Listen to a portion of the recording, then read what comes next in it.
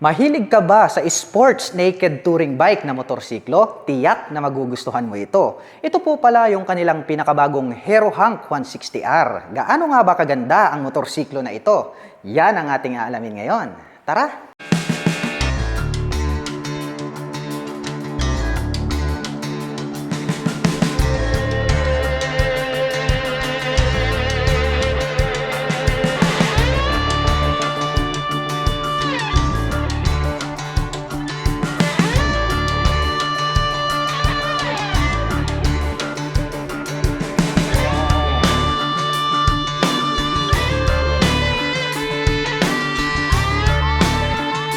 Ang forma po pala talaga nito pong kanilang Hero Hunk 160R. At habang aking pinagmamasdan ay talagang napakabrusko ng kanyang dating. Titigan po natin at lapitan itong kanyang headlight design. May partition sa gitna, of course, meron po siyang high beam and low beam. Mayroon na din po itong daytime running light dito sa bandang itaas. At dito naman po located itong kanyang mga turn signals na pahaba, nakapop up po siya. LED na po pala lahat ng kanyang ginagamit sa kanyang lighting system.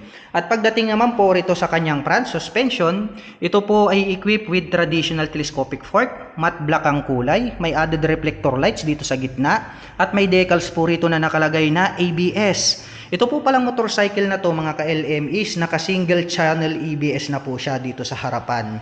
At ito naman pong kanyang front fender, combination po ito ng matte black at glossy. At ito pong kanyang mag wheel is matte black din po siya at naka-Y design. May lining naman po ito na red na decal dito po sa gilid. At ang sukat po ng kanyang gulong rito sa harapan ay may sukat na 100 by 80/17. At ito po ay naka-tubeless tires na. At pagdating naman po rito sa kanyang single rotor disc brake, naka-flower design po ito with 2-pot caliper na matte black. Mapunta naman po tayo rito sa bandang itaas. Silipin naman po natin itong kanyang fully digital meter panel display. May toe button selector dito sa bandang ibaba. Naka-mechanical key ang kanyang ignition at ito po ay naka-naked handlebar. Kaya napaka-flawless po ng kanyang dating. Ang kanyang button selector dito is meron po siyang passing light, high beam and low beam, turn signal selector at ang kanyang horn. Habang dito naman po sa kabila, meron po itong hazard, engine kill switch at ang kanyang electric starter. At napaka-bulky at napakalaki po pala talaga nitong kanyang fuel tank, which is bruskong-brusko, bagay na bagay po sa kanyang body and design. May two-tone color combination po ito na matte black along with metallic black. Silver color naman po itong kanyang fuel tip. At may nakalagay naman po rito na Hunk and 3D emblem po ito na chrome color. At ito po pala ay mayroong fuel tank capacity na 12 liters. At dito sa bandang gitna, may red color na decal dito, tapos may nakalagay na 160 in silver color. R pala yung nakalagay rito. At sa bandang ibaba naman po, may nakalagay rito na oil cooler na red color na decal. So ito po yung engine nito mga ka-LM is naka-oil cooled na po siya. Kaya maaasahan po natin na pwede po natin itong gamitin pang long rides. Speaking of engine, ito po pala ay mayroong 163.2 cubic centimeter engine displacement. Naka single cylinder, single overhead cam, 4-stroke at ito po ay naka 4 valves. At nakakapag-provide naman po ito ng maximum power na 16.6 HP at 8,500 RPM. Habang nakakapagbigay naman po ito ng maximum torque na 14.6 Nm at 6,500 RPM. Napansin ko lang nagkaroon po pala ito ng engine extension cover dito sa bandang ibaba. May nakalagay rito na decal na 4B, 4 valve naman po ang meaning niyan at may lining naman po ito na red color. Mapunta naman po tayo rito sa kanyang upuan. Ang lapad din po pala nitong kanyang upuan. Two-tone color combination, matte black and then nagkaroon ng touch ng carbon. Matibay din po yung kanyang pagkakatahi. At ang Hero Hunk 160R ay meron po itong 795mm na seat height. Ngayon naman po ay susubukan nating sakyan para naman po maipakita ko sa inyo kung gaano nga ba ito kataas. Anyway, my height is just around 5'6". Makikita nyo naman, tiptoe tayo, konting-konti lang naman, kaya very manageable para po sa mga tulad ko na 5'6" in height.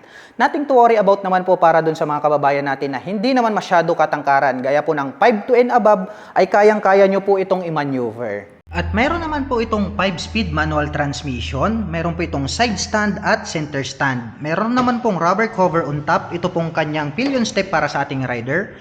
Chrome color naman po itong ating pillion step para sa ating back rider. At dito po sa kanyang side profile, metallic black po siya at nagkaroon po pala ng decal dito na logo ng Hero. At may susian po rito sa bandang ibaba para po mabuksan itong kanyang upuan. At dito po sa bandang gitna, meron po palang two-tone color combination dito na matte black and then silver. Nagkaroon pa ng glossy black dito sa bandang taas. At may nakalagay naman po rito na FI. Kaya asahan po natin na ito pong motorsiklo na to ay matipid po sa pagkonsumo ng gasolina dahil naka-fuel injected na rin po siya. Mapunta naman po tayo rito sa likuran, silipin po natin itong kanyang taillight. Astig din po yung pagkakadesign nitong kanyang taillight. At naka-pop up naman po itong kanyang mga turn signals, LED na rin po lahat yan. At itong part na to na naka-emboss pag ating sinilip, nandirito po yung kanyang plate light at may added reflector lights dito sa gitna. Akala ko ito po yung kanyang rear fender. Hindi po pala. Separated nandirito sa bandang ibaba. Yung kanyang pagkakadesign is nahahawig po siya dun sa mga classic big bike. Kaya napakaastig ng kanyang dating. Mayroon na din po itong integrated na tire hugger at connected po ito dito sa kanyang chain cover. Gumagamit naman po ito ng monoshock absorber para po dito sa kanyang rear suspension. White color naman po yung kanilang ginamit dyan. At ito po ay adjustable. At dito po sa bandang itaas, ito pong kanyang grab bar is sturdy pills. Matulis po yung kanyang pagkakayari. Silipin naman po natin itong kanyang rear braking system. Naka single rotor disc brake, flower design po yan. With single pot caliper na Nissin brand. At napakakapal po pala nitong kanyang gulong rito sa likuran. At ang sukat naman po ng kanyang gulong rito sa likuran ay may sukat na 130 by 70-17. At itong kanyang magwheel is matte black color na Y design. Mayroon din po siyang lining dito na decal, tas may nakalagay po rito na 160R. At ito pong kanyang stock pipe is matte black color.